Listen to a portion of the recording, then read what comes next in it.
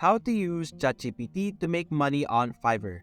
Hello guys and welcome to today's video. For today's video, we're going to talk about ChatGPT, which is an amazing website as you know. It has been very popular in the internet nowadays because of its amazing capabilities. Now you could use all of those capabilities to make money on Fiverr. For example, when you apply on a job for Fiverr, one example of a job is a voiceover over a specific topic, and you would need to create your own script for the voiceover. You would be able to use ChatGPT to easily generate you a script for the specific voiceover that you are trying to create. For example, you are required to create a voiceover for a Facebook ad.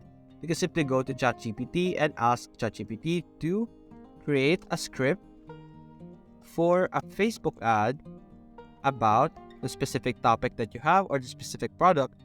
For example, we're going to have a product about mouse pad, just like that. I'm going to enter, and it's easily going to create a script for you to read and create on for your freelancing job in Fiverr. You could also use it on other things such as video explainer over here. You're simply going to put in the topic of the video that you are trying to create a script of and do the same thing that we did over here.